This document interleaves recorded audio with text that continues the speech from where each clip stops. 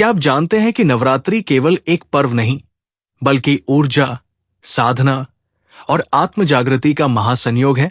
क्यों साल में 2 बार मनाए जाते हैं नवरात्रि? मां गुप्त नवरात्रि का रहस्य क्या है?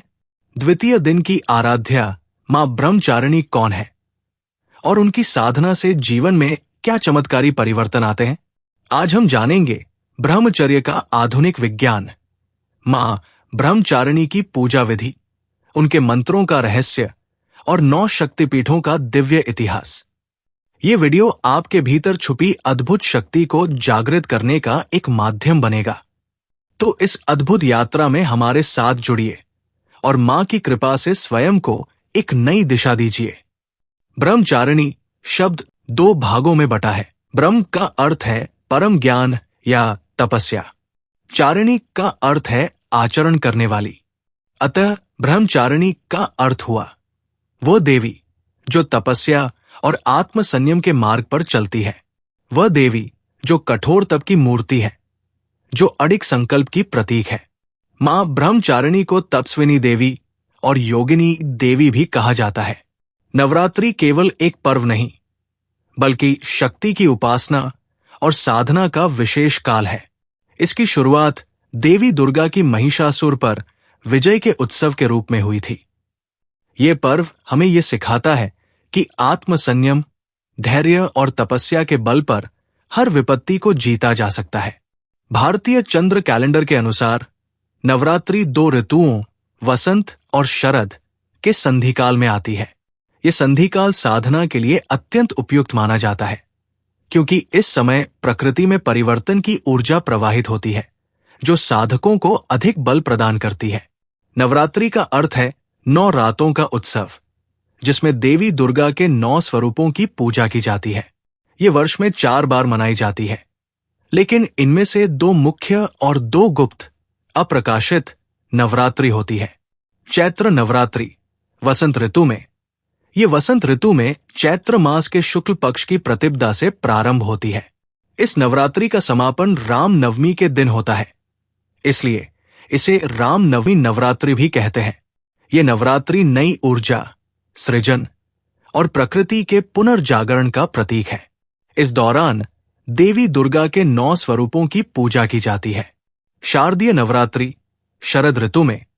ये वर्ष की सबसे महत्वपूर्ण नवरात्रि मानी जाती है। आश्विन मास में शरद ऋतु की शुरुआत में आती है। इस नवरात्रि का समापन दशहरा विजयदशमी पर होता है, जो बुराई पर अच्छाई की जीत का प्रतीक है। इसी नवरात्रि के दौरान महिषासुर वध की कथा जुड़ी हुई है, जब देवी दुर्गा ने राक्षसों का नाश किया था। ये शक्ति, विजय और आत्म साक्षात्कार का पर्व है। गुप्त नवरात्रि आषाढ़ मास में। ये आषाढ़ मास में आती है और तंत्र साधना के लिए विशेष मानी जाती है। सामान्य रूप से इसे उतनी प्रसिद्धि नहीं मिलती, क्योंकि ये विशेष रूप से साधकों और सिद्धों के लिए होती है। इस दौरान देवी के उग्र और गुप्त रूपों की आराधना की जाती है, जैसे काली, तारा, बगलामुखी, छिन्नमस्ता आदि। ये तांत्रिक साधनाओं, मंत्र शक्ति और रहस्यमयी ऊर्जा के जागरण के लिए महत्वपूर्ण मानी जाती है। गुप्त नवरात्रि माघ मास में। ये माघ मास में आती है और आषाढ़ की गुप्त नवरात्रि की तरह ही तांत्रिक और गूढ़ साधनाओं के लिए उपयोगी मानी जाती है। इसमें गुप्त रूप से शक्ति उपासना और तंत्र साधना की जाती है। इस नवरात्रि में केवल साधक और योगीगण विशेष मंत्र सिद्धि के लिए साधना करते हैं। चैत्र और शारदीय नवरात्रि सार्वजनिक और लोक उत्सव के रूप में मनाई जाती है। गुप्त नवरात्रि आषाढ़ और माघ साधकों के लिए विशिष्ट होती है और तांत्रिक शक्तियों को जागृत करने के लिए की जाती है। क्या तुमने कभी सोचा है कि साधना क्या है, तपस्या क्या है? क्या ये केवल भूख प्यास सहने की प्रक्रिया है? नहीं, ये मानव मन की असीमित शक्ति को जागृत करने की कुंजी है। ये वो अग्नि है जो इंसान को ईश्वर बना सकती है। आज नवरात्रि के दूसरे दिन हम मां ब्रह्मचारिणी की कथा सुनने बैठे हैं, लेकिन ये कथा केवल देवी की नहीं, ये उस साधना की है जो मनुष्य को देवत्व की ओर ले जाती है। युगों पहले हिमालय की पुत्री, वो जिसने अपने भीतर दिव्यता को जागृत करने का प्रण लिया, जिस क्षण उन्होंने भगवान शंकर को अपने हृदय में स्थापित किया, उसी क्षण से वो एक दैवीय संकल्प की मूर्ति बन गई। मैं अडिग रहूंगी, मैं न थकूंगी, न रुकूंगी। ये जीवन, ये अस्तित्व केवल तपस्या के लिए है, लेकिन ये केवल एक धार्मिक कथा नहीं है। ये मनुष्य की असीम शक्ति का प्रमाण है। नवरात्रि केवल पूजा पाठ का पर्व नहीं है, ये आत्मसंयम, संकल्प और आंतरिक ऊर्जा को पुनः जागृत करने का अवसर है। ब्रह्मचारिणी हमें सिखाती है कि यदि तुम अपनी ऊर्जा को सही दिशा में केंद्रित कर दो तो कुछ भी असंभव नहीं है। क्या ये सिर्फ पौराणिक कथाओं की बातें हैं या इसके पीछे कोई गहरा वैज्ञानिक रहस्य छिपा है? ब्रह्मचर्य और तपस्या केवल धार्मिक अवधारणाएं नहीं है, बल्कि ये मानव मन और शरीर की असीम संभावनाओं का प्रमाण है। आधुनिक विज्ञान भी इस बात की पुष्टि करता है कि आत्मसंयम, ध्यान और साधना से व्यक्ति की मानसिक और शारीरिक क्षमताओं में जबरदस्त वृद्धि होती है। न्यूरोप्लास्टिसिटी मस्तिष्क की नई कोशिकाएं बनाने और उसकी संरचना को बदलने की क्षमता को दर्शाती है। आत्मसंयम और ब्रह्मचर्य का पालन करने वाले व्यक्तियों में न्यूरोनल नेटवर्क अधिक मजबूत होता है। ध्यान, योग और ब्रह्मचर्य का पालन करने से मस्तिष्क का ग्रे मैटर बढ़ता है, जिससे स्मरण शक्ति, निर्णय क्षमता और सोचने की शक्ति तीव्र हो जाती है। हार्वर्ड मेडिकल स्कूल और MIT के अध्ययन बताते हैं कि जो लोग ध्यान और ब्रह्मचर्य का पालन करते हैं, उनके मस्तिष्क का प्रीफ्रंटल कॉर्टेक्स अधिक सक्रिय होता है, जिससे एकाग्रता और मानसिक स्पष्टता बढ़ती है। ध्यान, उपवास और आत्मसंयम से माइटोकॉन्ड्रियल बायोजेनेसिस बढ़ता है, जिससे शरीर अधिक ऊर्जा उत्पन्न करता है। नोबेल पुरस्कार विजेता डॉक्टर योशिनोरी ओसुमी के शोध में सिद्ध हुआ कि उपवास, फास्टिंग से ऑटोफेजी की प्रक्रिया तेज होती है, जिससे शरीर की पुरानी और क्षतिग्रस्त कोशिकाएं स्वयं को नष्ट कर नई कोशिकाओं का निर्माण करती है। ध्यान और ब्रह्मचर्य से कॉर्टिसोल का स्तर कम होता है, जिससे तनाव और चिंता नियंत्रित रहते हैं। मां ब्रह्मचारिणी का जीवन केवल एक धार्मिक कथा नहीं, बल्कि मानव क्षमता की अद्भुत मिसाल है। ब्रह्मचर्य और तपस्या के वैज्ञानिक लाभ ये सिद्ध करते हैं कि यदि कोई व्यक्ति संयम और अनुशासन का पालन करे, तो वो शारीरिक, मानसिक और आध्यात्मिक रूप से अद्भुत ऊंचाइयों तक पहुंच सकता है। यही सत्य की खोज है, यही तप का रहस्य है। क्या तुम जानते हो, शक्तिपीठ केवल मंदिर नहीं है, ये वो दिव्य स्थान है जहां स्वयं शक्ति का अंश गिरा था। अंग, वस्त्र या आभूषण गिरे थे। यहां केवल पूजा नहीं होती, यहां ऊर्जा प्रवाहित होती है। इन स्थानों की शक्ति असीम मानी जाती है और यहां की आराधना से साधक को अद्भुत आध्यात्मिक ऊर्जा प्राप्त होती है। प्रत्येक शक्तिपीठ का एक अद्वितीय महत्व है। कैसी ऊर्जा? क्या ये केवल आस्था की बात है या इसके पीछे कोई रहस्य भी छिपा है? रहस्य? अरे, ये तो स्वयं सृष्टि का आधार है। जब माता सती ने आत्मदाह किया, तब शिव शोक में पागल हो उठे। वे उनके पार्थिव शरीर को लेकर पूरे ब्रह्मांड में घूमने लगे।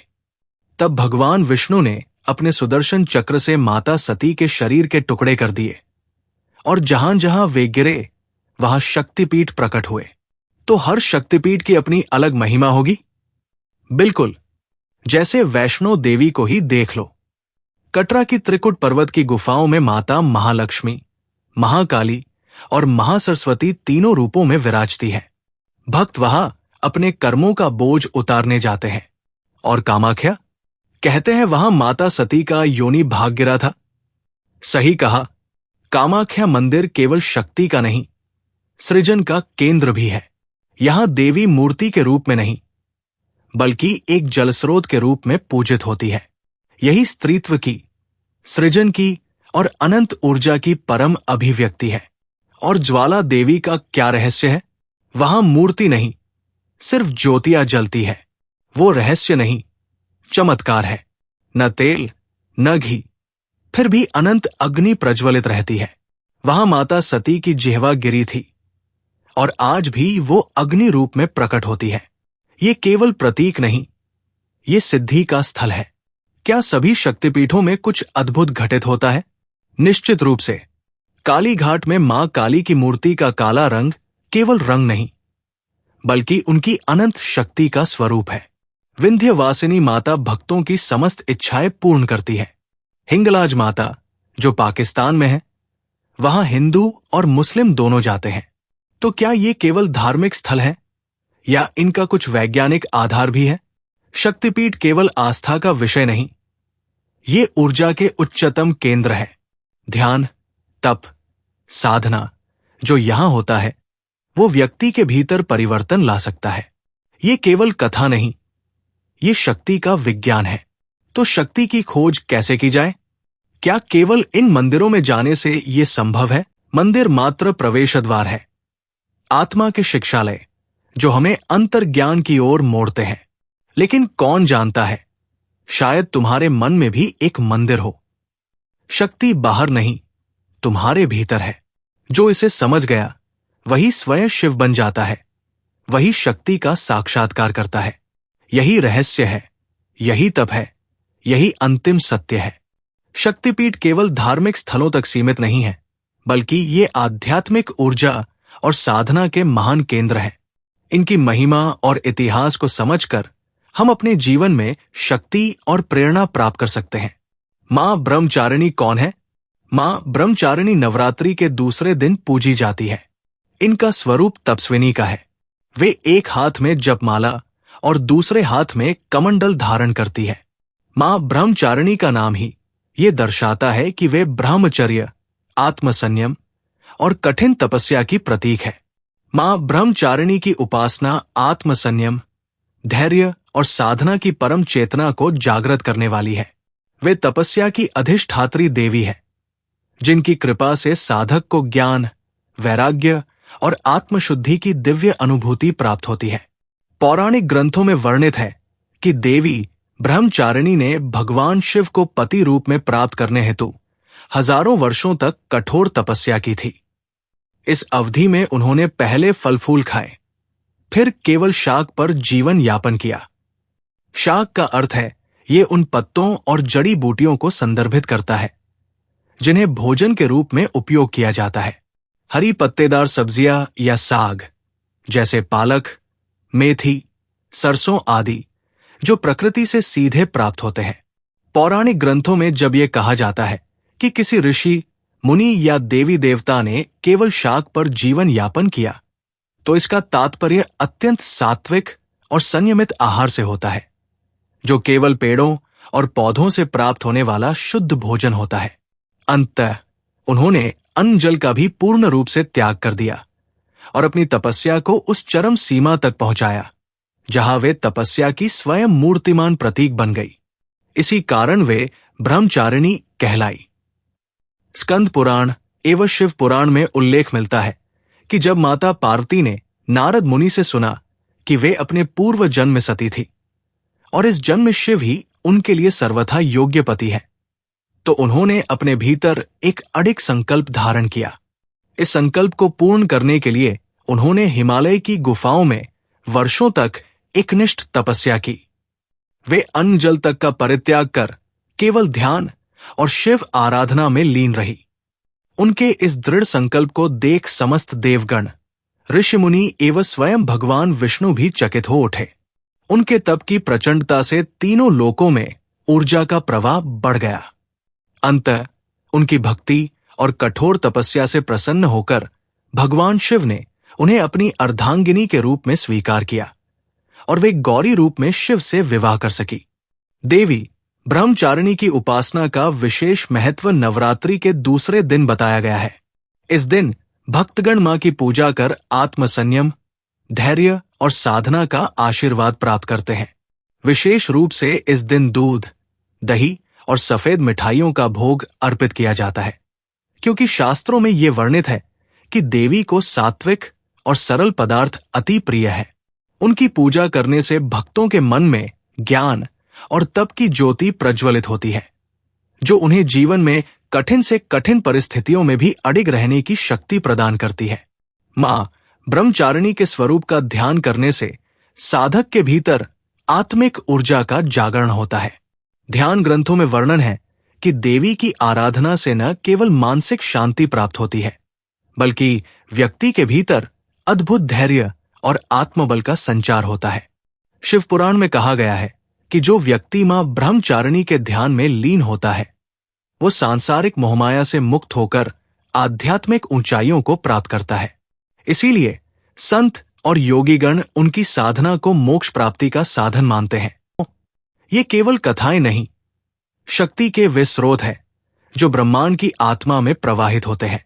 ये 9 स्वरूप मात्र रूप नहीं, सृष्टि के मूल तत्व है। जो इन्हें समझ गया वो शक्ति को पा गया, जो इन्हें अनुभव कर सका वो स्वयं शक्ति हो गया। आओ इस दिव्य यात्रा पर चलें। तृतीय दिन मां चंद्रघंटा, शांत, सौम्य और दिव्य, परंतु जब युद्ध की गर्जना उठे तो चंद्रघंटा की टंकार दिशाओं को कंपा देती है। ये देवी का वो स्वरूप है जो भीतर की कायरता को नष्ट कर वीरता को प्रज्वलित करता है। उनके मस्तक पर अर्धचंद्र सुशोभित है। ये केवल एक अलंकार नहीं, ये संतुलन का प्रतीक है। युद्ध और शांति, क्रोध और करुणा, शक्ति और समर्पण, जो इस संतुलन को साध लेता है वही सच्चा साधक है। और वो घंटा, उसकी ध्वनि केवल एक ध्वनि नहीं, वो तरंग है जो आसुरी शक्तियों को दूर भगाती है। विज्ञान भी कहता है कि घंटा बजाने से कंपन उत्पन्न होता है जो नकारात्मक ऊर्जा को समाप्त करता है। जब मंदिर में घंटा बजता है तो चेतना जाग उठती है, आत्मा अपने वास्तविक स्वरूप में आ जाती है। चतुर्थ दिन मां कूष्मांडा। एक क्षण सोचो, जब कुछ भी न था, केवल अंधकार था, तब क्या था? तब एक मन स्मित उठा और ब्रह्मांड प्रकट हो गया। यही मां कूष्मांडा है, जिनके एक हल्के से हास्य से समस्त सृष्टि जम लेती है। ये देवी हमें बताती है कि सृजन शक्ति भीतर है। ओम की ध्वनि, जो सृष्टि की प्रथम ध्वनि है, वो इसी सत्य का प्रकट रूप है। विज्ञान कहता है ब्रह्मांड अनंत ऊर्जा से भरा है और यही ऊर्जा चेतना का रूप लेकर हमारे भीतर बहती है। जो इस ऊर्जा को समझे वही सृजनकर्ता बन जाता है। पंचम दिन मां स्कंदमाता। मां केवल जन्म देने वाली नहीं, मां वो है जो एक साधारण शिशु को देवता बना दे। स्कंदमाता वही शक्ति जो पालन और पोषण से परम सत्ता को जन्म देती है। ये केवल एक कथा नहीं, ये ब्रह्मांड का नियम है। शिशु का पालन मात्र शरीर का पालन नहीं, वो चेतना का निर्माण है। विज्ञान भी कहता है कि एक मां का स्नेह और स्पर्श शिशु के मस्तिष्क का विकास करता है। जब मां अपने बच्चे को गोद में उठाती है तो वो केवल उसे सहारा नहीं देती, वो उसमें ब्रह्मांडीय ऊर्जा का संचार करती है। षष्ठम दिन मां कात्यायनी। एक महान ऋषि कात्यायन, उनकी घोर तपस्या से जन्मी देवी कात्यायनी, ये केवल शक्ति नहीं, ये धर्म का साक्षात स्वरूप है। वो जो अधर्म को नष्ट कर धर्म की स्थापना करे वही कात्यायनी है। कन्या पूजन केवल एक परंपरा नहीं, ये स्वीकार करना है कि नारी स्वयं देवी है। जो उसे पूजता है वो शक्ति को पूजता है। विवाह में मां कात्यायनी की कृपा केवल संयोग नहीं, ये जीवन के सबसे गूढ़ रहस्य को समझने की कुंजी है।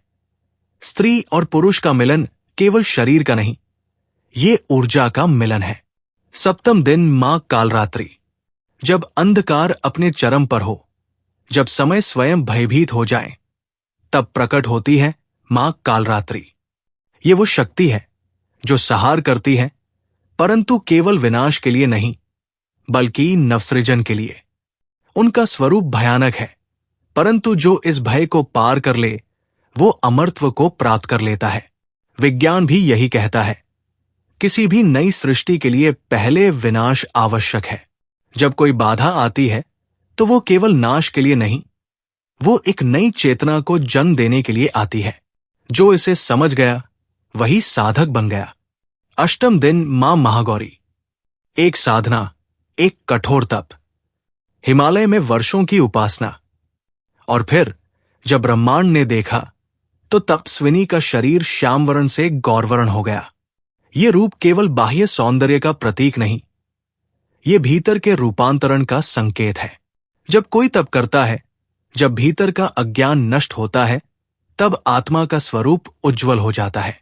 विज्ञान भी यही कहता है, ऊर्जा को परिष्कृत करो तो वो प्रकाश बन जाती है।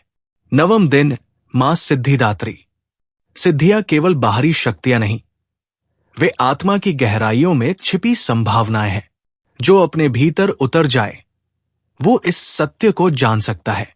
मां सिद्धिदात्री वही है जो इस संसार में रहते हुए भी हमें उस पार ले जाने की शक्ति देती है। योग की सिद्धियां, ध्यान की शक्तियां, ये सब विज्ञान भी स्वीकार करता है। चेतना की सीमाएं असीम हो सकती है, बस साधना चाहिए। जो मां सिद्धिदात्री की शरण में आता है उसे कुछ और मांगने की आवश्यकता ही नहीं रहती, वो स्वयं सब कुछ पा जाता है। तो ये है वे 9 रूप जो केवल देवी के स्वरूप नहीं, ये चेतना के 9 स्तर है। जो इन्हें समझ गया वो शक्ति को प्राप्त कर गया, जो इन्हें साध गया वो स्वयं देवी बन गया। ये कथा नहीं, ये सत्य है। ये मात्र पूजा नहीं, ये आत्मा का जागरण है। ये पावन गाथा कोई साधारण कथा नहीं, बल्कि मां की कृपा का एक माध्यम है। इस दिव्य वीडियो के माध्यम से मां के सभी स्वरूपों के दर्शन संभव हुए हैं। ये केवल एक ग्रंथों की कथा नहीं, बल्कि हमारी भारतीय संस्कृति की एक अमूल्य धरोहर है जिसे हम सबको आत्मसात करना चाहिए। आप सभी भक्तों से हमारा विनम्र निवेदन है कि इस दिव्य गाथा को अधिक से अधिक साझा करें ताकि मां का आशीर्वाद हर घर तक पहुंचे। ये ज्ञान केवल पुस्तकों तक सीमित न रहे, बल्कि जनवरी से जनवरी के मन में समाहित हो। यही सनातन परंपरा की सजीवता है, यही श्रुति परंपरा का वास्तविक रूप है। मां ब्रह्मचारिणी की पूजा विधि। मां ब्रह्मचारिणी की पूजा साधना और संयम का प्रतीक है। इस दिन साधक को सफेद वस्त्र धारण करके मां की उपासना करनी चाहिए।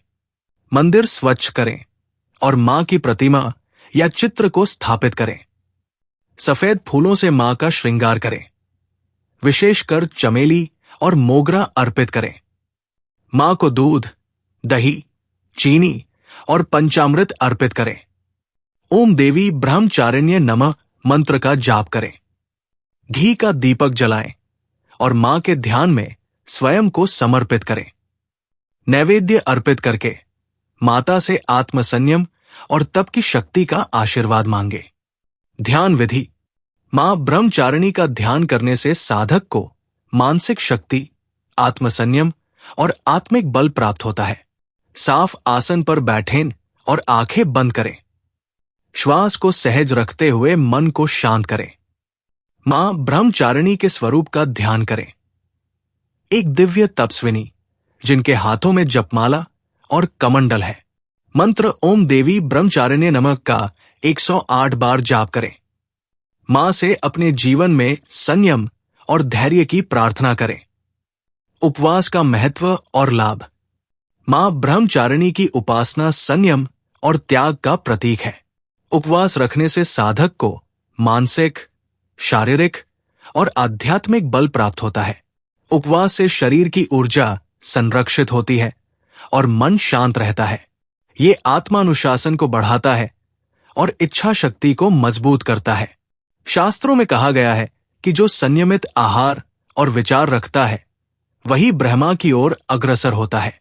वैज्ञानिक दृष्टि से भी उपवास शरीर को शुद्ध करता है और मन की स्पष्टता बढ़ाता है। ये जीवन एक तप है। ये यात्रा आत्म जागृति की है। यदि तुम अपने भीतर की दिव्यता को पहचान लो तो तुम भी ब्रह्मा बन सकते हो। जिसने स्वयं को जीत लिया उसने संपूर्ण ब्रह्मांड को जीत लिया। लेकिन ये कथा सिर्फ एक देवी की नहीं, ये उन सभी की कथा है जो अपने भीतर के बल को पहचानते हैं, जो अपने भीतर छिपे ईश्वर को जागृत करना चाहते हैं। आज विज्ञान भी यही कहता है, जब तुम ब्रह्मचर्य का पालन करते हो तो तुम्हारे मस्तिष्क की शक्ति बढ़ती है। जब तुम साधना करते हो तो तुम्हारे शरीर की ऊर्जा संरक्षित होती है। जब तुम ध्यान में उतरते हो तो तुम्हारा संकल्प अटूट बन जाता है। ब्रह्मचर्य केवल इंद्रिय संयम नहीं, ये शक्ति को बचाने और उसे अमृत में बदलने की कला है। जय माता दी। मां ब्रह्मचारिणी की उपासना हमें ये संदेश देती है कि आत्म संयम, धैर्य और दृढ़ निश्चय से हम अपने जीवन में किसी भी लक्ष्य को प्राप्त कर सकते हैं। उनका स्वरूप हमें यह सिखाता है कि साधना और संयम ही मनुष्य को परम ऊर्जा तक पहुंचाते हैं। कल आपको मां के अगले स्वरूप पर एक विशिष्ट, मौलिक और शुद्ध वीडियो प्रस्तुत किया जाएगा। जिज्ञासा जंक्शन परिवार की ओर से आप सभी को नवरात्रि की हार्दिक शुभकामनाएं। जय माता दी।